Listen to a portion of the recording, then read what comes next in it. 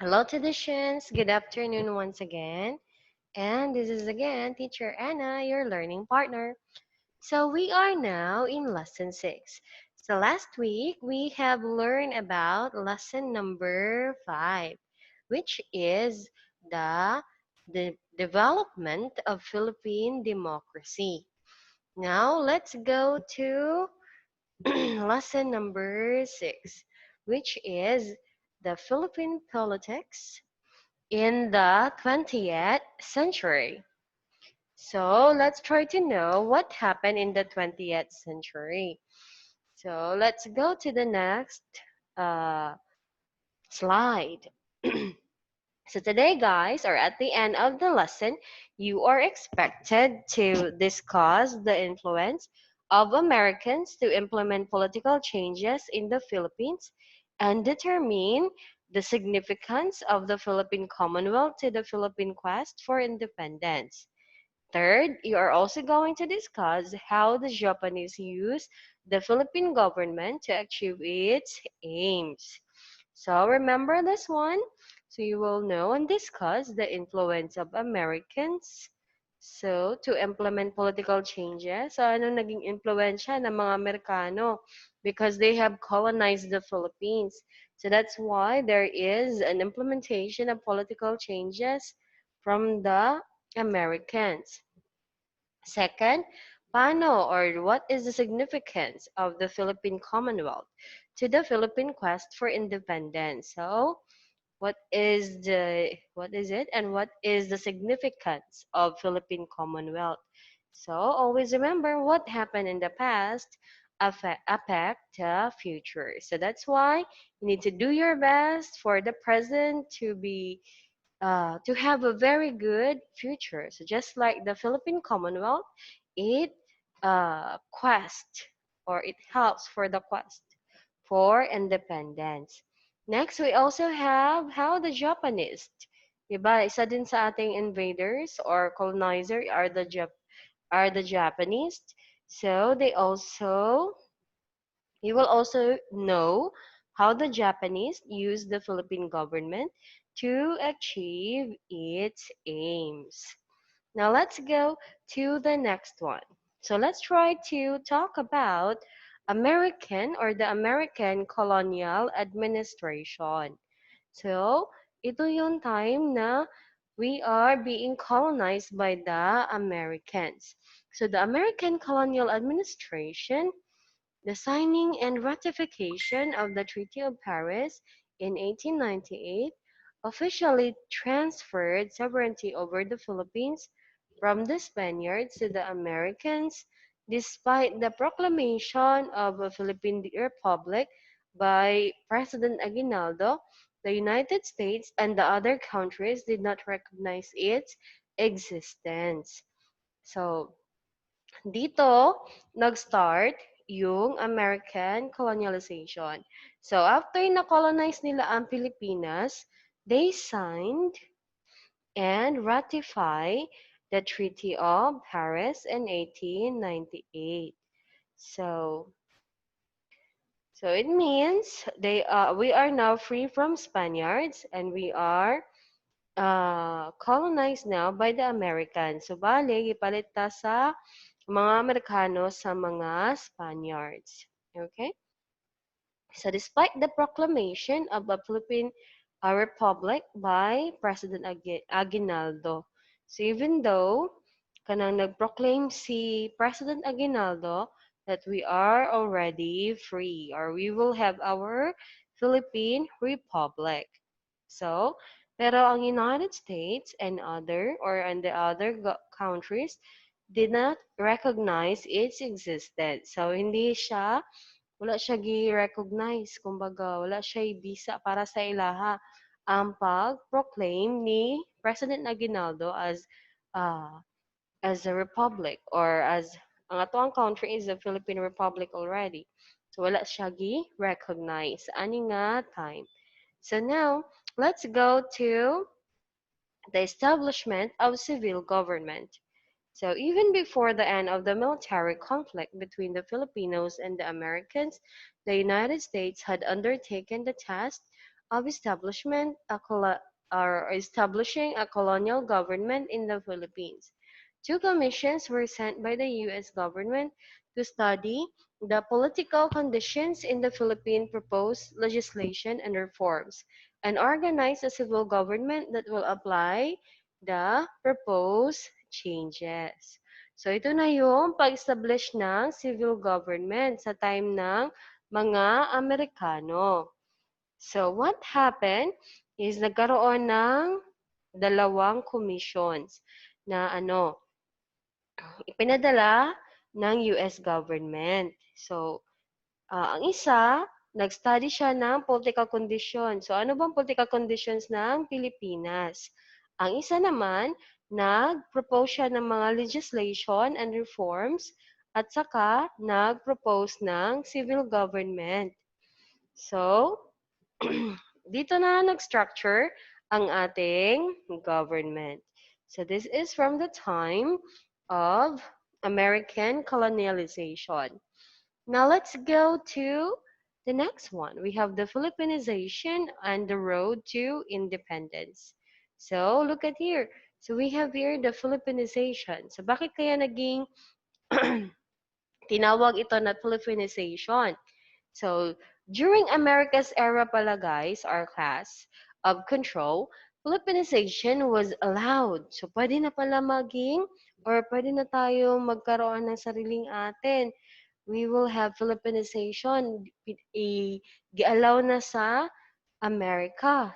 So, Filipinization was a compromise that allowed colonial authorities some government action. So, i-allow ni siya sa mga Amerikano, pero some lang, dili tanan. So, meaning, naagyapoy part si American administration or authorities sa Pilipinas.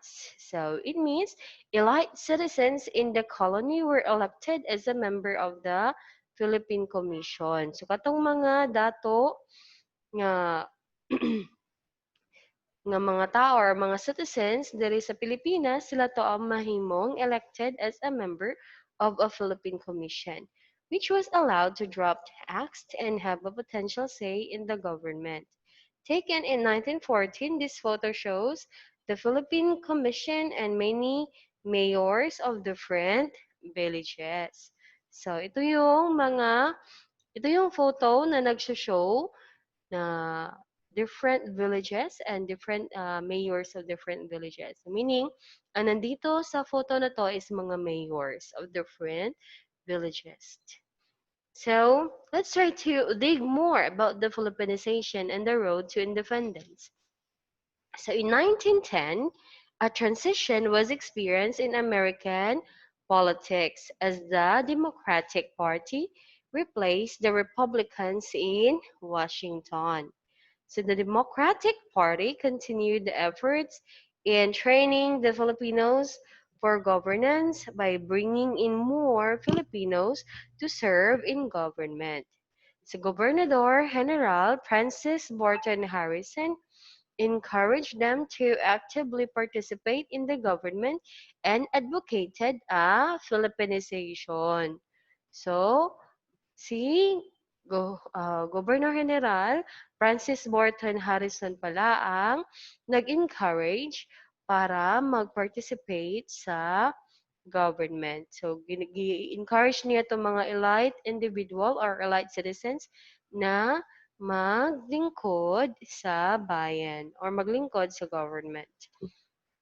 And then he also advocated a Filipinization policy in which Filipinos gradually replaced American bureaucrats in government offices. So hinahinay gipangilisan og mga Filipino ang namumuno or katong mga American bureaucrats. So the promotion of Filipinization resulted in the rise of Filipino politicians such as Manuel L. Quezon, Manuel A. Rojas, and Sergio Osmeña, who went on to become influential political leaders of the country. So, sila to guys ang namuno. So nagkaroon sila ng interest karon nga mamuno sa atoang politics or sa politika. So una ani is si Manuel L. Quezon, next is Manuel A. Rojas, and third is Sergio Osmeña. So this is now the road to independence. Now let's have the next slide. Now, here comes the Philippine Commonwealth. So, na-form na karon si Philippine Commonwealth. Diba? The Commonwealth President is Manuel L. Quezon. So, the Declaration of Eventual Independence for the Philippines in the 1916 Jones Law provided Filipino politicians with the motivation to embark on a campaign to secure independence for the country. So in 1819, the Philippine legislature established an independence commission to campaign for independence and negotiate with the U.S. government. So ito na ngayon, nagkaroon na ng Declaration of Independence. So, si Jones Law or itong 1916 Jones Law, siya yung nag-provide for the Filipino politicians with the motivation to embark on a campaign. So karon gatagan na sila og chance, gatagan na ang ato ang mga leader og motivation. Gi-motivate na sila para mag-lead. And then to campaign for the security of independence for the country. So nindot pag no, kasi sa time of American colonialization, kanang gihinay-hinay og establish ang ato ang politics. Gihinay-hinay og establish ang ato ang gobyerno and then our independence. And then uh, some of the books that I have read, it talks about na katodong mga dato sa Pilipinas, hinahinay nila gibayaran ang America. So, maybe it's true, but actually it is also the result of the blood of our Filipinos. Katong mga katipuneros, mato ang mga Filipinos nga nisukol jud by pen, and nisukol by their life to promote or to get the Philippine independence. So, even ganit daw ang langgam kung imong ikulong, maningkamot gina siya nga makaikyas. Unsa pa kahaang country or ang tao. So, most likely, we doesn't like nga makulong jud. So, that's why, guys, do your best to do what is right kasi we doesn't like to be in prison. So kasi pag may ginawa tayong mali, may ginawa tayong hindi kaaya-aya or may nilabag tayong batas, so na ang punishment ana is nga to ang kalayaan.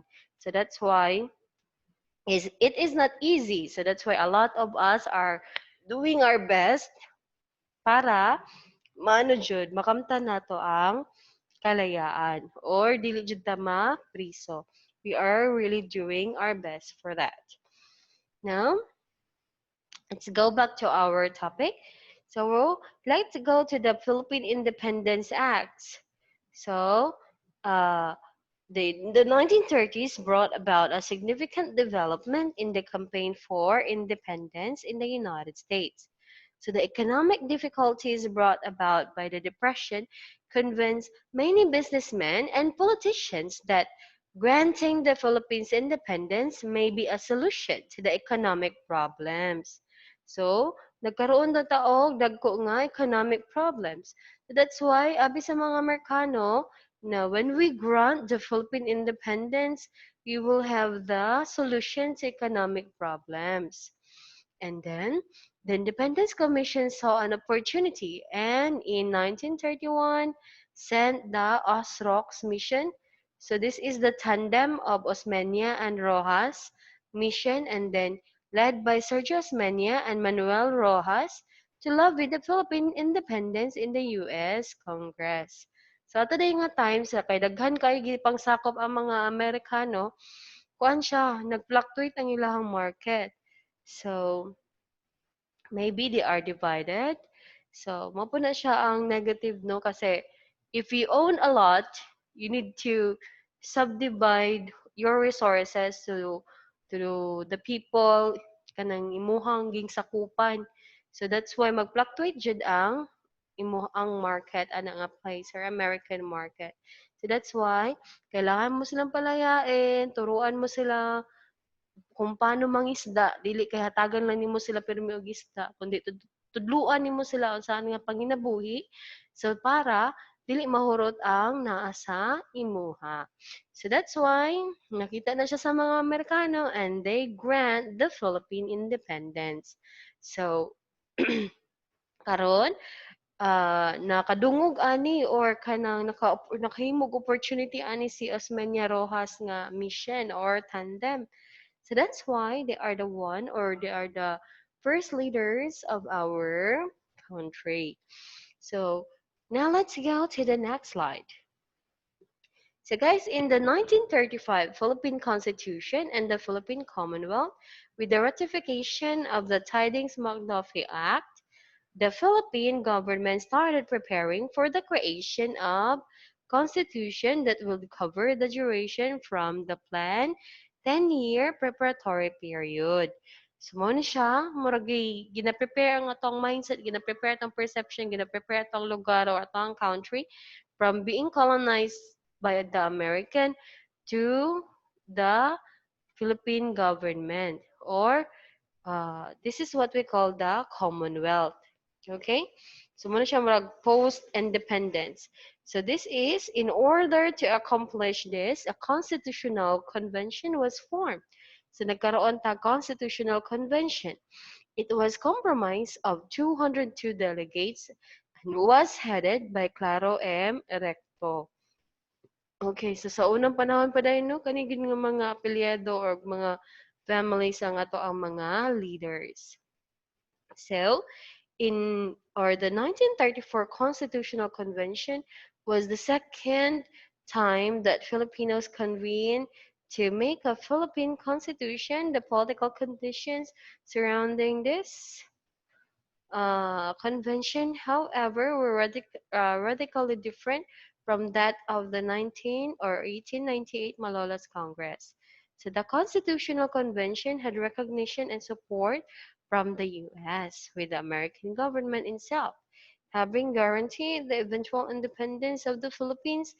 The new constitution was also created in a climate of relative peace and progress. So dito na nagbuo ang bagong constitution. So with Filipino political leaders hopeful of the eventual possibility of full independence from the United States. So hinay-hinay, they made up the constitution, they made up the different laws na kinahanglan sa ato ang bansa. Sa para ma-ready ta kung mabiya na si United States sa ato magkaroon na ta og full independence. So dili siya lalim guys no.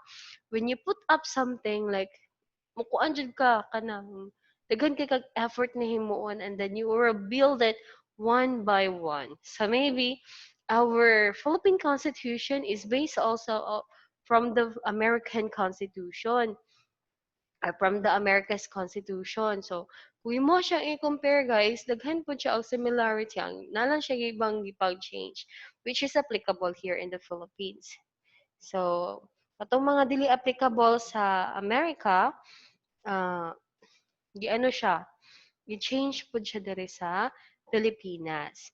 So, but that is not easy guys to ano to build up a Philippine Constitution nga which is from scratch na kanang dili pa jud gani nimo swito tanan ang tibuok Pilipinas. It is because we are divided, right?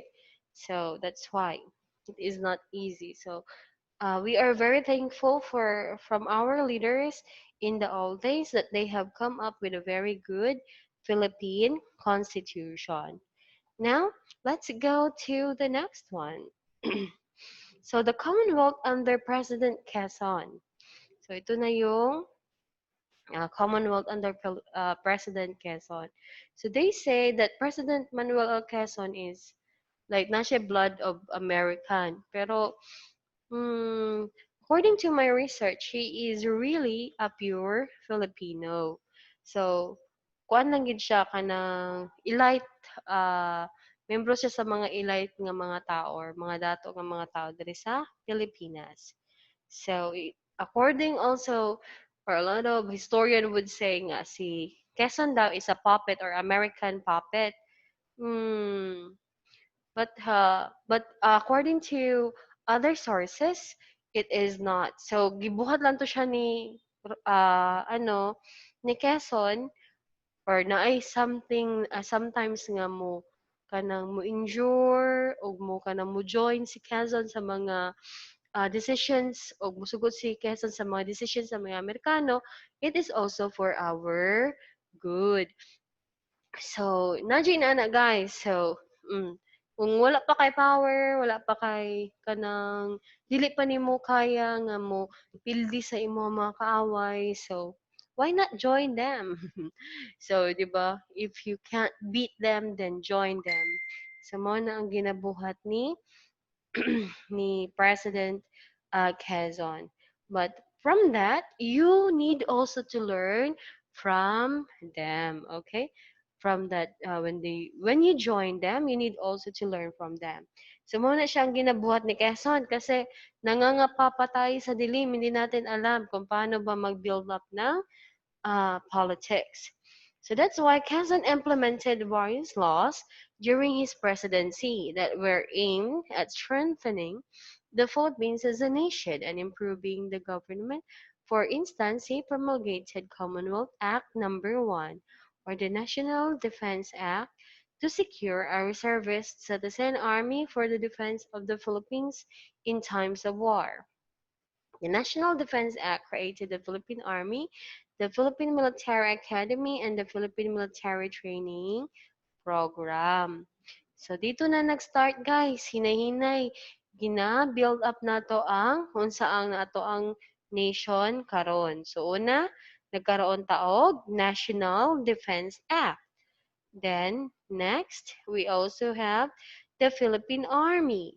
Next is the Philippine Military Academy. And then, the Philippine Military Training Program. So, modyo ni siya ang giuna ni Quezon, no? It is because we need to protect our country in times of war. Now, let's go to the next topic. So let's go to the government under the Japanese occupation. So, uman sa mga Amerikano na napoy mga Hapon. Oh my God. So we are again under or colonized by the Japanese. So, governments of the Philippines during the Japanese occupation of the Philippines. So, paano ba nag-handle and nag-lead sa atin ng mga Japanese military. So this is the Japanese military administration. So it was established in Manila on January 3, 1942, one day after its occupation, under a proclamation issued by the Japanese High Command. The sovereignty of the United States over the Philippines was declared terminated. So okay na unta to no, hinay-hinay na unta nga na okay nga to ang country, but now we are again colonized by the Japanese. So, because of the proclamation issued by the Japanese High Command, gi-end na ang or the it is being terminated ang pagdala sa United States over the Philippines. So, if you see right now, ang Japan is gamay lang kay siya nga lugar, no? But how come it is very powerful in the old days? So, maybe we should also learn from that. Okay, so that is the government under the Japanese occupation. So, Japanese military administration was established in Manila. So, nag-start ang military administration sa Manila siya nag-start. That is on January 3, 1942. The Philippine Executive Commission is the civil government established with George B. Vargas as chairman. An ultimate source of authority was the Japanese administrators, and it was dissolved on August 17, 1945.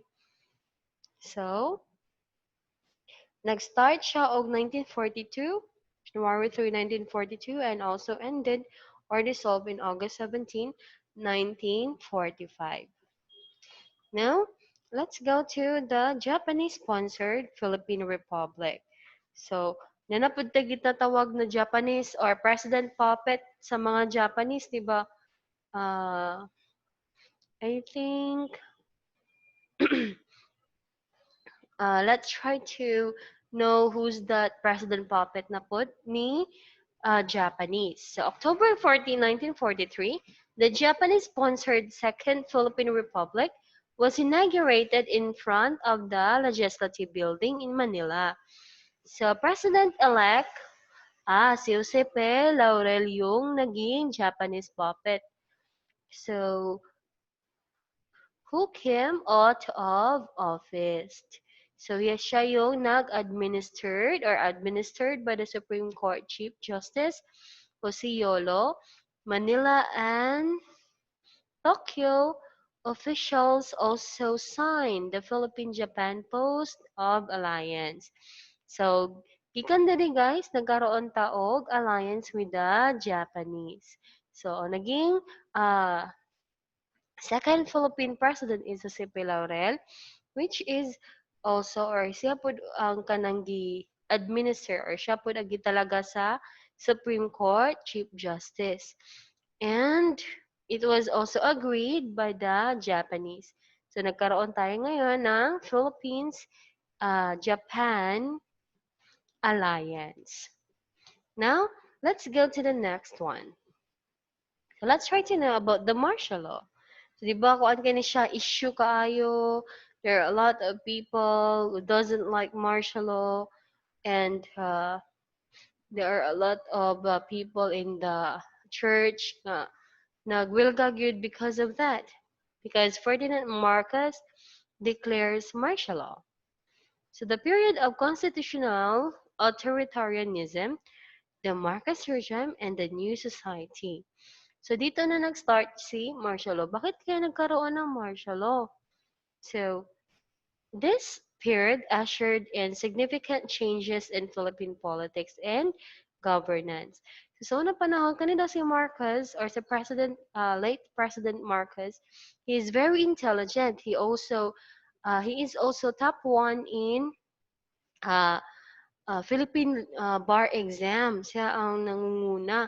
Nya gipatake pa gid siya usab kay nganong 99 jud ang iyang nakuha. So dili ka to ang mga professor and other ano, 99 jud. So that's why he retake the board exam or the bar exam and then he got 98. So bright gid siya kaayo, dili gid ma-question ang iyang ka-bright.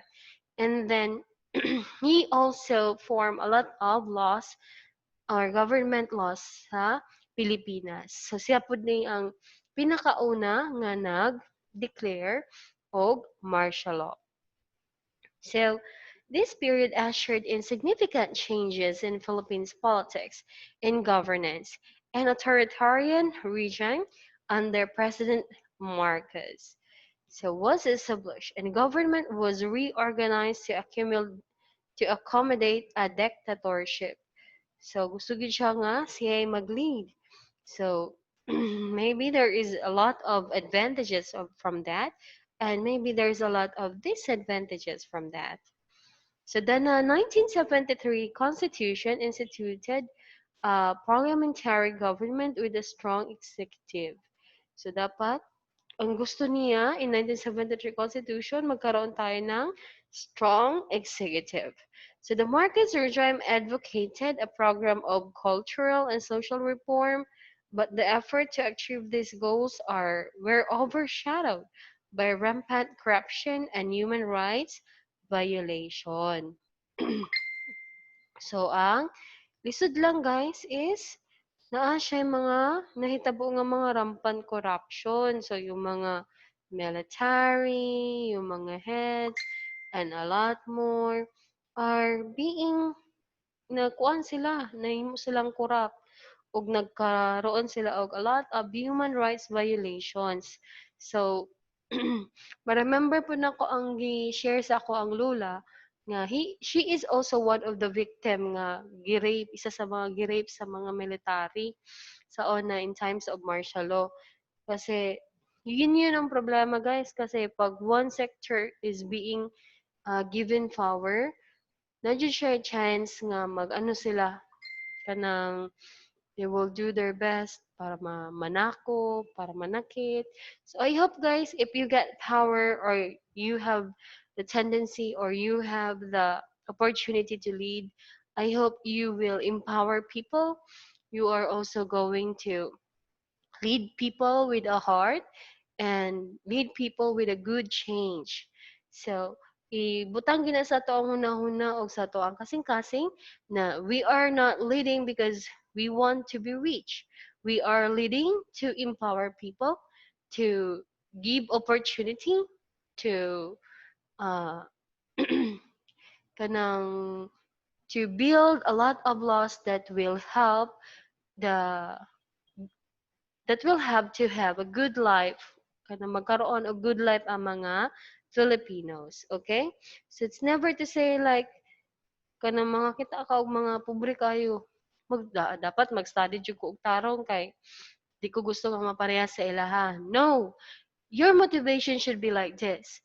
So when you say very poor people are there or a lot of people are struggling, so you need to say, kailangan maning kamot siya kog maayo, mag-study kog maayo because I will do my best to help these people or to build a nation or to build a community that is community friendly and individuality friendly. Okay? So dili lang ta pwede mabuhi para sa to ang sarili lang. So we need also to determine and we need also to help others. Okay? So I hope that you will put that in your heart and mind, guys. To lead is not only an opportunity but also a responsibility and accountability. So thank you so much. I hope you learned a lot from our lesson today. And always remember to do your best and make your parents proud. See you again. Have a great day. And let's go to our assessment. See you in a while, citizens.